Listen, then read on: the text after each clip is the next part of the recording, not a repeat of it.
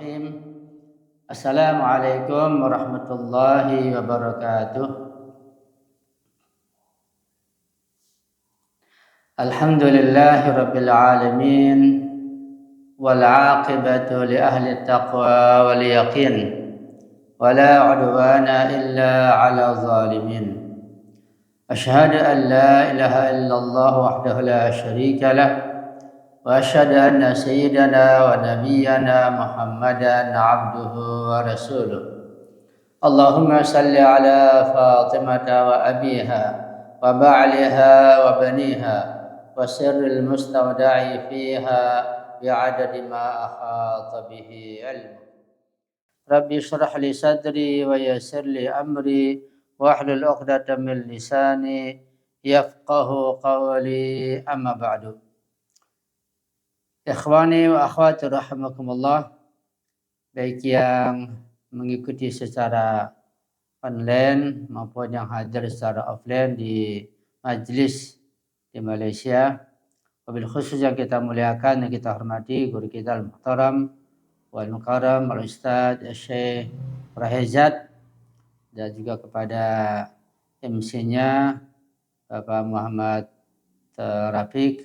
Mudah-mudahan kita semua senantiasa mendapatkan rahmat, hidayah, taufik dan ampunan dari Allah Subhanahu wa taala. Amin ya rabbal alamin. Satu kehormatan yang besar buat saya pada malam ini dipercaya untuk menyampaikan seputar wejangan atau kajian ilmiah yang berkaitan dengan masalah rahmatan lil alamin. Kalau pada malam Ahad lalu saya membahas tentang makna rahmatan lil alamin di dalam tafsir Al-Mizan, pada malam ini saya akan membahas tentang makna rahmah indal allama al-Tabatabai, yaitu makna rahmat menurut Sayyiduna al-Allama al-Tabatabai, Muhammad Hussein al-Tabatabai. Mudah-mudahan dengan mengkaji rahmat dan maknanya secara lebih mendalam, kita betul-betul mendapatkan rahmat dari Allah dunia dan akhirat. Insya Allah kita akan bahagia dan selamat dunia dan akhirat. Amin ya rabbal alamin.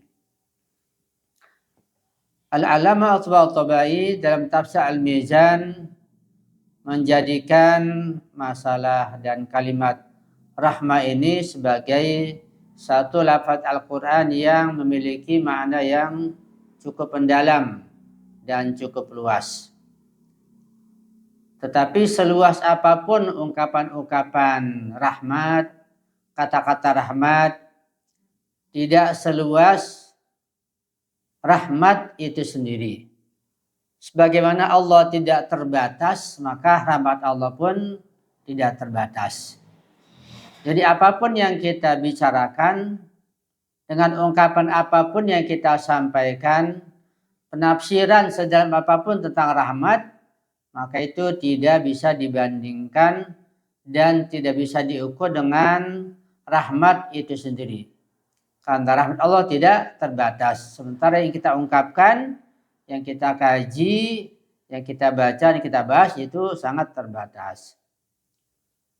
Al-Alam mengatakan bahwa tentang makna lugawi, makna bahasa ar-rahmah adalah ar-rahmatu fi aslil lughah riqqatun fil qalbi tastalzimul ihsana ilal marhum lakin haitsu tunsabu ila Allah ta'ala la takunu bima'nal infiali yani ar-riqah lianna Allah munazzahun an dhalik bal takunu bima'na ifadatul khairi wa daf'i syarri wa isalin ni'mat ila al-'abdi bihasabi hajatihi wa qabiliyatihi. Artinya rahmat di dalam bahasa adalah kelembutan hati yang meniscayakan pemberian kebaikan kepada yang dirahmati. Itu makna rahmat kalau diterapkan kepada kita, kepada manusia atau ke dalam hati kita. Ada kelembutan dalam hati kita, dan kelembutan hati kita ini menggerakkan kita untuk memberikan kebaikan kepada orang yang kita kasihani. Seperti rahmatnya ibu kepada anaknya, kasih sayang ibu kepada anaknya. Itu karena adanya kelembutan dalam hati ibu, kemudian tergerak untuk memberikan susu kepada anaknya, memberikan makan, dan melayani anak-anaknya. Itu makna rahmat ketika diterapkan kepada kita manusia. Tetapi ketika rahmat itu maknanya diterapkan kepada Allah Subhanahu wa taala, maka ia tidak bermakna kelembutan sebagaimana bentuk keterpengaruhan perasaan. Karena rahmat yang kita miliki dengan perasaan. Itu rahmat perasaan. Tapi Allah tidak demikian. Karena Allah Maha Suci dari perasaan, dari in'ithaf. Karena itu makna ketika dinisbatkan kepada Allah Subhanahu wa taala adalah pencurahan kebaikan, penolakan keburukan, dan penyampaian nikmat kepada hamba sesuai dengan keperluan dan kesiapan atau kemampuan menerimanya masing-masing. Itu makna rahmat ketika dinisbahkan, ketika diterapkan dan disandarkan kepada Allah Subhanahu wa taala. Itu Allah memberikan semua kebaikannya yang diturunkan pada hambanya dan menolak berbagai macam keburukan dari hambanya. Tapi itu sesuai dengan kesiapan, sesuai dengan kemampuan dan kapasitas hambanya masing-masing. Rahmat Allah yang luas itu diserahkan, diturunkan kepada hambanya sesuai dengan kemampuan hambanya masing-masing. Beliau mengatakan, warahmatu indallahi idza ta'allaqatir rahmatu bid-dunyawiyati fahiya i'ta'un ni'amil zahirah wal batinah kal hayati wal rizki was sihhati wal amni wa ghairiha. Jadi rahmat dari sisi Allah Subhanahu wa taala itu apabila berkaitan dengan urusan-urusan dunia, maka maknanya adalah bahwa pemberian dari Allah tentang berbagai nikmat lahir dan batin seperti kehidupan, rezeki, kesehatan, keamanan, dan lain sebagainya. Jadi ada rahmat yang berkaitan dengan urusan dunia, ada yang berkaitan urusan akhirat. Wa idza ta'allaqat ar-rahmatu bil ukhrawiyyati fa hiya al-maghfiratu, al-hidayatu, an-najatu min al-'adzabi wa idkhalul jannah. Dan apabila rahmat Allah Subhanahu wa taala itu berkaitan dengan urusan ukhrawi, maka maknanya adalah ampunan dari Allah, keridhaan dari Allah, petunjuk dan hidayah dari Allah, keselamatan dari azabnya, dan dimasukkan ke dalam surganya Allah Subhanahu wa taala. Itu rahmat yang berkaitan dengan masalah-masalah akhirat. Ya, kalau dunia hanya berupa rezeki, nikmat makan, nikmat minum, nikmat sehat, keamanan dan sebagainya. Itu duniawi. Itu rahmat dunia. Tapi rahmat akhirawi adalah ampunan dosa, keselamatan dari azab, Allah ridho, keridhaan Allah, dan dimasukkan dalam surganya Allah Subhanahu wa taala. Kemudian beliau membedakan antara ar-rahmatul 'ammah dan ar-rahmatul khassah. Kata beliau, al-farqu bainar rahmatil 'ammah war rahmatil khassah, ar-rahmatur rahmaniyah 'ammatun tashmulu jami'al mawjudat. Seperti firman Allah, wa rahmati wasi'at kulla syai'. Ini perbedaan rahmat Allah yang umum dan rahmat yang khusus. Rahmat yang umum rahmat rahmaniyah.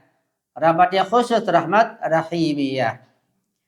Rahmat rahmaniyah itu bersifat umum dan mencakupi seluruh makhluknya. Sebagaimana firman Allah, wa rahmati wasi'at kulla syai'. Dan rahmatku, kata Allah Subhanahu wa taala, meliputi segala sesuatu. Di surat Al-A'raf ayat 156. Itu ar-rahmat ar-rahmaniyah.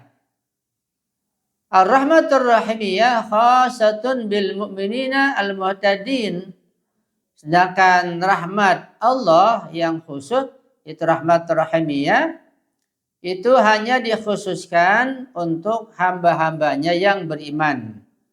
Semua hambanya yang mukmin dan mukminat akan mendapatkan rahmat khosoh, rahmat khusus dari Allah Subhanahu wa taala. Seperti firman-Nya, "Wa kana bil mu'minina rahima." Dan Dia itu Allah Subhanahu wa taala yang Maha Penyayang kepada orang-orang yang mukmin. Di surat Al-Ahzab ayat 43.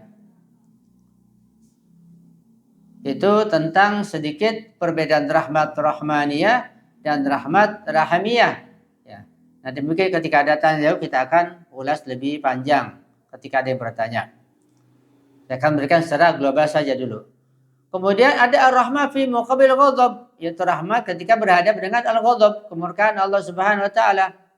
Nah, beliau al-alama al-Tabari melihat bahwa anna ar-rahmata wal ghadaba laysa infi'alaini 'inda Allah ta'ala, bal zuhuru athar lutfihi aw qahrihi 'ala al-'abdi. Ar-rahmatu ifadatul khairi wal ghadabu hirmanul 'abdi min al-khairi aw inzalul 'uqubati 'alaihi. Menurut beliau bahwa rahmat dan ghadab yaitu kemurkaan, kemarahan bukanlah bentuk keterpengaruhan perasaan pada Allah. Jadi Allah tidak ada pengaruh. Allah tidak punya perasaan. Allah nggak bisa dipengaruhi. Dan keluarnya rahmat dan ghadab bukan karena pengaruh pada zat Allah Subhanahu wa taala. Melainkan tampaknya pengaruh kelembutannya atau kekuasaan atas hambanya. Maka rahmat berarti pencurahan kebaikan. Sedangkan ghadab berarti menghalangi hamba dari kebaikan atau menurunkan hukuman kepadanya. Itu rahmat yang dinisbatkan kepada Allah. Itu Allah menurunkan kasih sayangnya. Allah menurunkan semua kebaikannya kepada hambanya. Dan makna ghadab adalah Allah menurunkan kemurkaan kepada hambanya. Idzan ar-rahmatu 'indal 'allama at-Tabatabai ta'ani ifadatul khairi wa isalul kamali wa daf'an naqsi 'indal mawjudati bihasabi hajatiha wa qabiliyatiha wa hiya sifatu fa'lin lillahi ta'ala tatajalla fil khalqi wal ijadi wal hidayati wal maghfirati. Jadi makna rahmat menurut Sayyidina al-Alama at-Tabatabai bahwa rahmat adalah pencurahan kebaikan. Dicucurkannya rahmat kepada hamba-hambanya.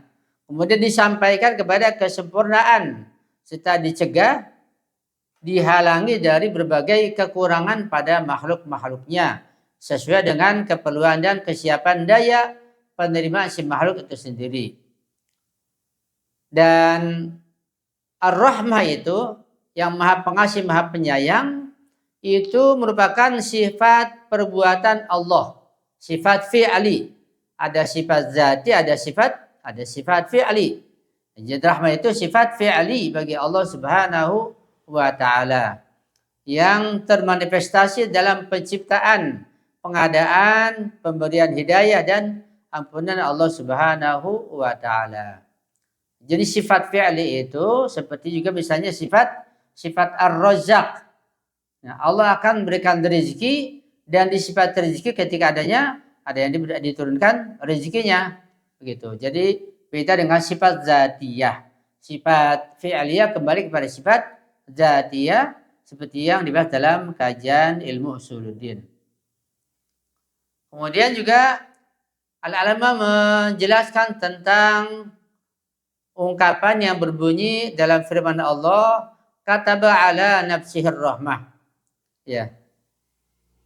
Pada jilid yang ke-7 halaman 2526 beliau menjelaskan tentang makna ayat tersebut, yaitu yang berbunyi qul liman ma fis samawati wal ardh qul lillah kataba ala nafsihir rahmah. Artinya katakanlah, kepunyaan siapakah apa yang ada di langit dan apa yang ada di bumi? Katakanlah, kepunyaan Allah. Dia telah menetapkan atas dirinya rahmat dan kasih sayang kepada hamba-hambanya. Di sini maknanya bahwa Allah telah menetapkan kataba ala nafsir rahmah. Allah telah mencatat, menetapkan, mentakdirkan secara pasti atas dirinya untuk menurunkan rahmatnya kepada hamba-hambanya. Ada ungkapan kataba ala nafsihir rahmah. Dan al-kitabatu al-isbat wal qada al-hatam. Wa idza kanat ar-rahmah wa hiya ifadatu ni'mah ala mustahiqiha wa isal syai' ila sa'adatihi allati taliq bihi min sifatihi ta'ala al-fi'liyah sahha ayun sab ila kitabatihi ta'ala wal ma'na awjaba ala nafsi rahmah wa ifadatu ni'am wa inzalil khairi liman yastahiqhu. Ini lebih jelas lagi tentang makna ar-rahmah. Jadi penetapan atau kitabah yaitu adanya ketetapan dan takdir dari Allah Subhanahu wa taala itu bermakna pengukuhan dan keputusan yang pasti. Tidak bisa diganggu lagi. Jadi kata ba'ala nafsir rahmah, Allah pasti dan tidak mungkin meleset, pasti akan menurunkan rahmatnya. Ini tentang salah satu nikmat yang besar dari Allah pada kita dan keyakinannya akan membahagiakan kita. Bahwa tidak mungkin Allah tidak menurunkan rahmatnya. Apalagi kepada hamba-hambanya yang soleh, yang beriman, yang bertakwa. Pasti kata ba'ala nafsir rahmah. Allah pasti menurunkan rahmatnya. Cuma nanti makna rahmat lebih luas lagi bukan sekedar kenikmatan, ketentraman, kebahagiaan lahiriah. Bukan sekedar itu. Terkadang rahmat Allah berupa bencana, berupa petaka, berupa kemiskinan, berupa penyakit, berupa macam-macam.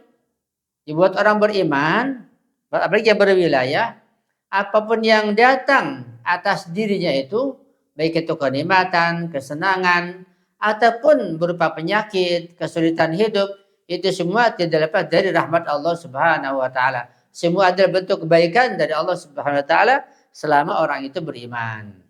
Jadi selama kita ini beriman, selama kita ini berwilayah, apapun yang datang kepada kita, berupa fitnah, kesulitan, penyakit, bencana, semuanya rahmat dari Allah Subhanahu wa taala. Selama kita beriman dengan iman yang benar tentunya. Ya. Dan karena rahmat yaitu pencurahan nikmat kepada yang berhak menerimanya, serta penyampaian sesuatu menuju kebahagiaan yang layak baginya, termasuk sifat perbuatan Allah taala. Jadi rahmat termasuk sifatul fi'liyah, bukan sifatul dzatiyah. Maka ketika rahmat sebagai sifat fi'liyah, maka tepat dan benar bila rahmat itu dinisbahkan kepada penetapannya kepada Allah Subhanahu wa taala. Jadi maknanya adalah bahwa Allah mewajibkan atas dirinya untuk memberikan rahmat kepada hamba-hambanya, untuk mencurahkan nikmat dan menurunkan berbagai kebaikan bagi siapa saja yang berhak menerimanya, yang memiliki potensi, yang kapasitasnya bisa dimasuki rahmat sesuai dengan kemampuan masing-masing. Tentang mana kata ba'ala nafsir rahmah. Jadi Allah pasti menurunkan rahmatnya buat kita. Cuma kita harus membuka diri kita untuk menerima rahmat sebanyak-banyaknya. Karena rahmat Allah turun pada kita tergantung kesiapan kita menerimanya. Ya, seperti si otak kita ini, akal kita bisa menampung ilmu pengetahuan. Nah, ilmu pengetahuan akan datang pada dia sebanyak-banyaknya sesuai dengan kemampuan dan kapasitas kita. Semakin kita banyak belajar, semakin kita menekuni suatu ilmu pengetahuan, dan macam-macam ilmu pengetahuan kita tekuni, kita rajin, maka akan semakin banyak. Kita akan semakin punya potensi menerima ilmu yang lebih banyak lagi. Wa rahmatul mansubatu ila Allah ta'ala huna hiya idharun li fi'liyin munasibin li dzatihi wa laysat mujarradu sifati lafziyatin faqat wa yaljimu nafsahu biha. Dan rahmat yang disandarkan kepada Allah Subhanahu wa taala di sini adalah penampakan suatu perbuatan nyata yang sesuai dengan zatnya dan bukan sekadar sifat-sifat berupa ungkapan kata saja. Jadi bahwa Allah mewajibkan hal itu artinya rahmat untuk hamba-hambanya. Itu bukan sekedar tulisan, bukan sekedar apa, tapi betul-betul Allah menurunkan rahmatnya. Dan wajib harus bagi Allah menurunkan rahmatnya. Dan mereka menerima rahmat Allah sesuai dengan kapasitas masing-masing. Nanti tertuang pada ar-rahmatur rahmaniyah dan rahmat ar-rahimiyah. Karena itu buat orang yang memiliki paling tidak ada dua kapasitas atau dua istiadat, dua kesiapan dari hambanya secara global. Sebagian hamba Allah hanya memiliki kapasitas, memiliki kemampuan, memiliki potensi hanya menerima rahmat rahmaniyah saja. Di dunia saja. Ia mendapatkan kekayaan, kesenangan hidup, kesejahteraan, memiliki rumah, memiliki gedung, memiliki mobil, punya kereta, punya macam-macam kenikmatan di dunia saja.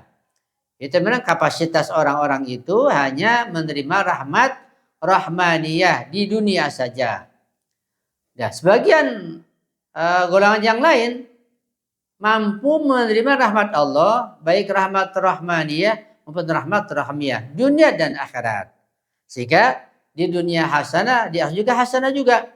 Di dunia hidupnya tentram, tenang, ujiannya bisa dilaksanakan dengan lancar, dia dapat ridha Allah, dapat surganya Allah Subhanahu wa taala. Berupa rahmat rahimiyah. Al-khalasu ar-rahmah 'inda tabat-tabat qudisa sirruh ta'ani ifadatul khair wa i'ta'un ni'am wa hidayatul khalq wa maghfiratul dhunub bima yatawafaqu ma'ahu wujuduhum wa isti'daduhum. Wa kullu dhalika laysa biradi fi'lin 'atifiyyan bal kajuz'in min fi'lin ilahiyyan thabitin. Kama yubayyu baina rahmatin 'ammatin wa rahimiyatin khasatin. Wa ya'tabaru kitabatuha 'ala nafsi izharan li'azmin ilahin 'ala izhari lutfihi. Ini kesimpulannya.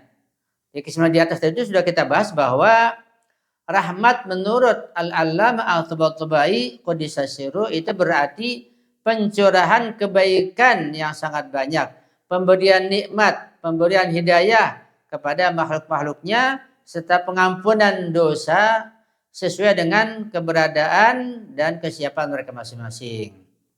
Nah, semua itu bukanlah reaksi emosional, melainkan bagian dari perbuatan ilahi yang tetap. Jadi kalau rahmat dari kita punya kasih sayang, itu adalah emosional dari kita, atifi dari kita, keterpengaruhan dalam diri kita. Tapi bagi Allah rahmatnya itu bukan karena keterpengaruhan, bukan karena emosional, tapi karena itu adalah fi'lin ilahiyin, perbuatan Allah Subhanahu wa taala. Kemudian beliau juga membedakan antara rahmat umum dan rahmat khusus, serta memandang penetapannya atas dirinya sebagai penampakan tekad ilahi untuk penampakan kelembutannya. Jadi kalau rahmat sifatnya umum itu buat orang-orang yang kafir sekalipun, pada hamba yang durjana sekalipun, itu hanya di dunia saja. Dengan rahmat rahimiyah yang khusus itu hanya untuk orang yang beriman yang secara khusus diberikan oleh Allah nanti di akhirat, ya, berupa surganya dan keridhaan Allah Subhanahu wa taala. Ini kita saksi bahwa orang kafir sekalipun, orang ateis sekalipun, di dunia bisa senang, bisa dapat kekayaan, mereka bisa kaya, bisa menikmati makanan, minuman, dan seterusnya. Tapi itu hanya untuk di dunia saja. Kita mintanya dunia dan akhirat, ya.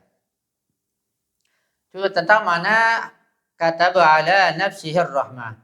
Kemudian tentang rahmat yang lain, dalam surat yang lain Allah berfirman, Rabbana la tu'akhizna in nasina wa akhtana.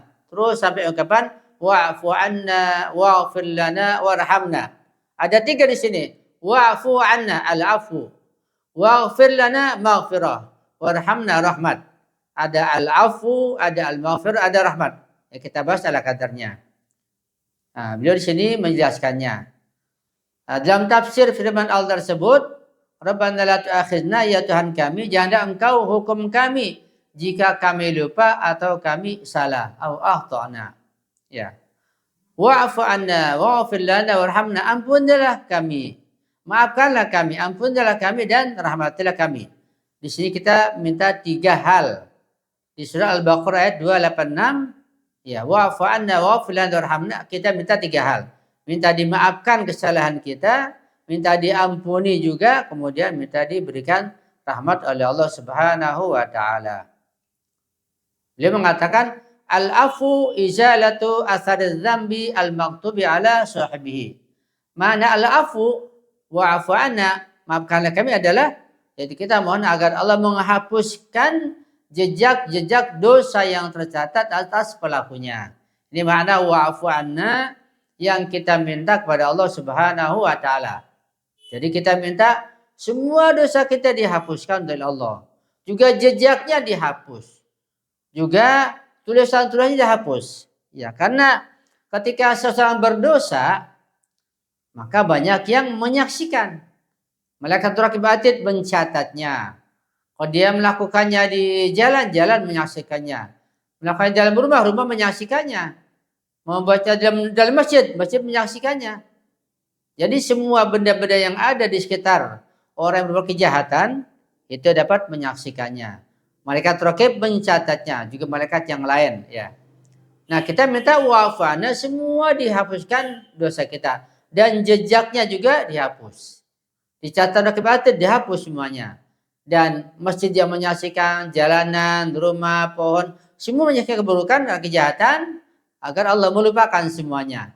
Sehingga namanya itu wa'fu anna. Kita mohon dimaafkan oleh Allah sehingga tidak ada asarnya, tidak ada jejaknya, semuanya akan terhapus. Ya. Jadi al-'afwu adalah izalatu athari dzambil maghtubi ala sahibihi. Sehingga betul-betul bersih ya dari jejak-jejak dan bekas-bekas dosa tersebut. Kemudian al-maghfirah wa'fu anna waghfir lana. Setelah minta maaf, minta ampun. Nah, kalau bahasa Indonesia hampir sama saja, tapi di bahasa Arab sangat detail maknanya. Al-maghfiratu mahwudz dzambi minan nafsi wa satri awaqibihi. Bahwa al-maghfirah itu beda dengan al-afu. Al-maghfiratnya kita mohon dihapus dosa-dosa kita dari ruh kita, dari jiwa kita yang menutupi akibat-akibatnya. Ya. Sebab setiap dosa itu ada akibatnya. Seperti di doa Qumel.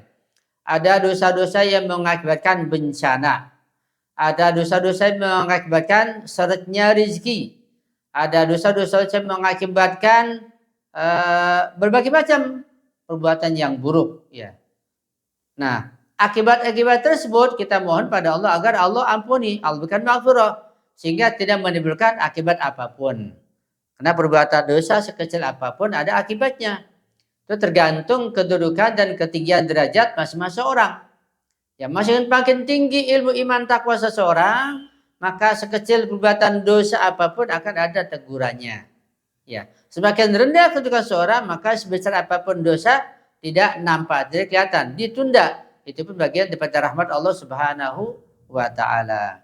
Ya. Jadi makna maghfirah adalah makna maghfirah itu menghapus dosa dari jiwa, dari hati, dari ruh kita. Kemudian ditutupi akibatnya, dijauhkan akibatnya.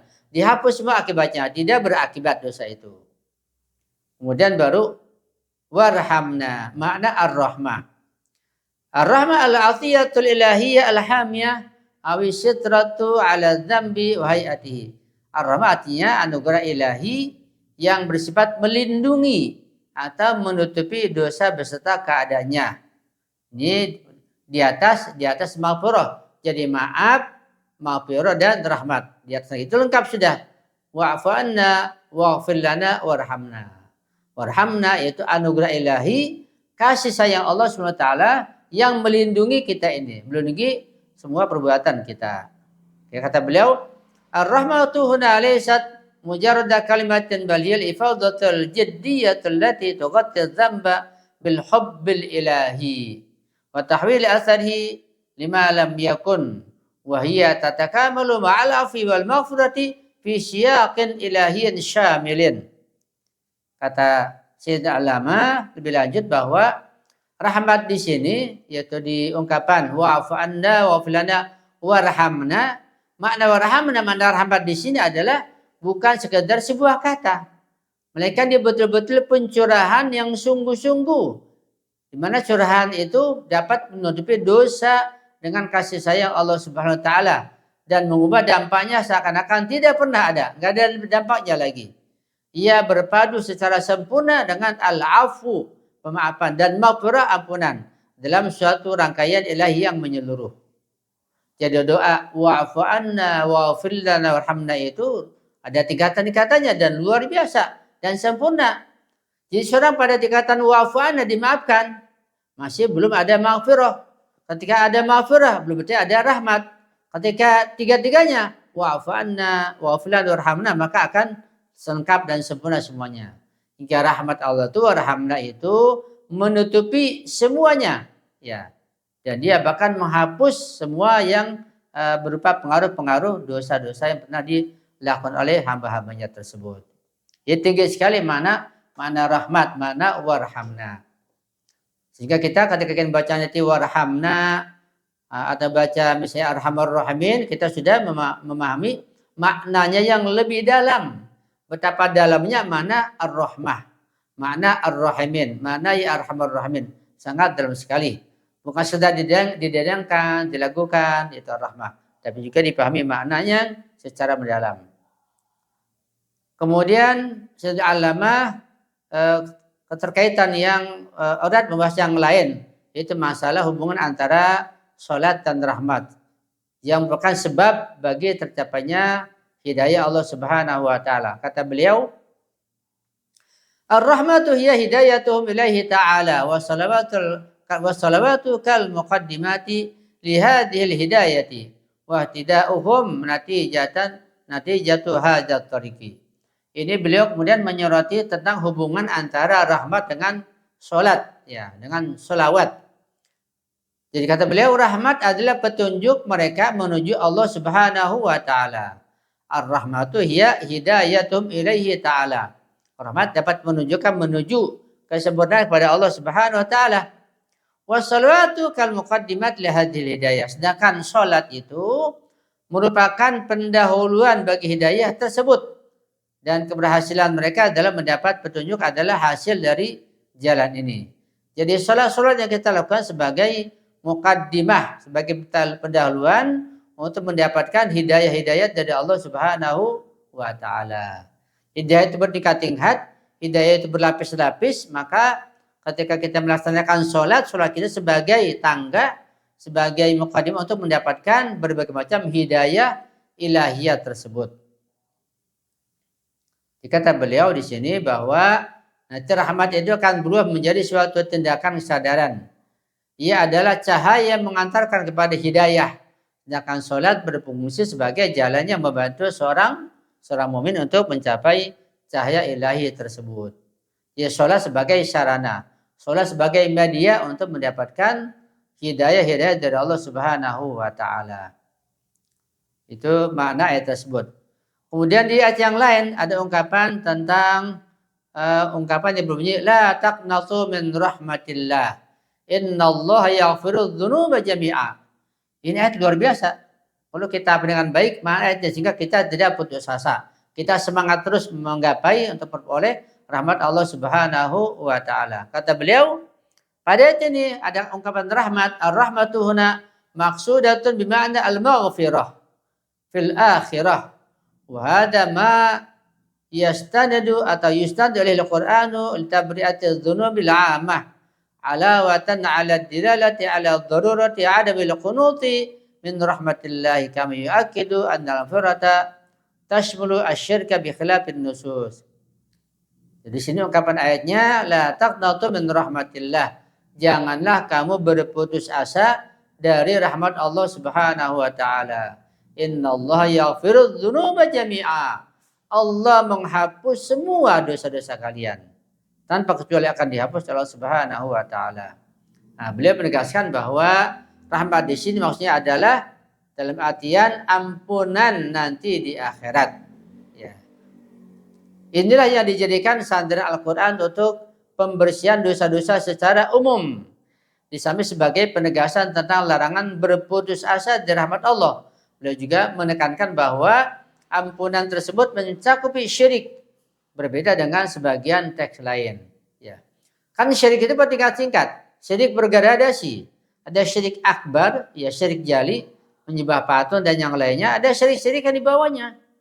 Ini buat orang beriman ketika merasakan syirik-syirik yang di bawahnya itu juga ada ampunan dari Allah. Kita jangan berputus asa. Nanti di akhirat akan ada ampunan. Juga ada syafaat ya dari Allah Subhanahu wa taala. Kata beliau di sini, ar-rahmatu huna hiya al-maghfiratul mutlaqatul lati tashmulu kulla dzambin syarata taubah wa hiya sababun kafin li raf'il yasi min qalbil mu'min. Jadi orang mukmin jangan sekali-kali berputus asa. Nah, rahmat di sini adalah ampunan mutlak yang mencakup setiap dosa dengan syaratnya tobat.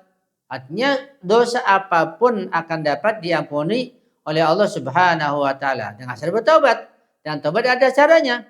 Sampai saya katakan kemarin malam minggu bahwa iblis sekalipun yang begitu banyak dosanya, yang bertekad menyesatkan umat, ya, la uwiyannahum ajma'in illa ibadaka minhum mukhlasin, mesti hamba-hamba yang soleh, itu tekad iblis menyesatkan semua hamba Allah. Tekad sangat kuat dan dosanya begitu besar, masih ada kemungkinan pintu tobat masih dibuka. Yang mana saya sampaikan pada malam minggu kemarin, yaitu ketika Nabi Musa bertanya pada Allah, ya Allah, apakah tidak ada pintu tobat buat iblis? Kata Allah, ada pintu tobat. Apa ya Allah? Dia datang ke kuburan Nabi Adam untuk bersimpuh, untuk berhormat. Nabi Musa datang pada iblis, wahai iblis, engkau masih dibukakan pintu tobat ya Allah. Jangan berbuat jahat lagi.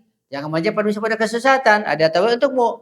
Apa wahai Musa pintu tobat untukku? Kata Allah, pintu tobatnya engkau datang ke kuburan Nabi Adam, di sana bersimpuh, di sana menghormati Adam. Apa kata iblis? Aku tidak akan mau. Ya. Jadi ada makna sangat luas. Begitu besar dosa iblis masih ada pintu ampunan, tapi tidak mau. Yang salah adalah iblis. Ya kan Allah, wa ma kana Allah bi'adzallamin lil 'abid. Allah tidak zalim sedikit pun. Dibuka pintu rahmat seluas-luas sampai buat iblis pun ada bagian pintu tobat darinya. Ya.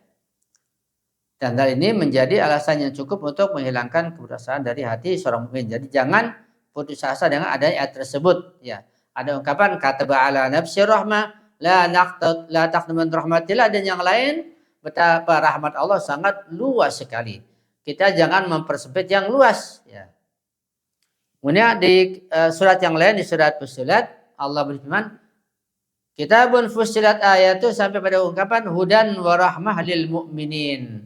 Ada ungkapan hudan wa rahmah lil mu'minin. Ya. Di sini beliau mendekatkan tentang makna tersebut. Ya. Tentang makna hudan wa rahmatan lil mu'minin. Itu sebagai petunjuk dan rahmat bagi orang yang beriman.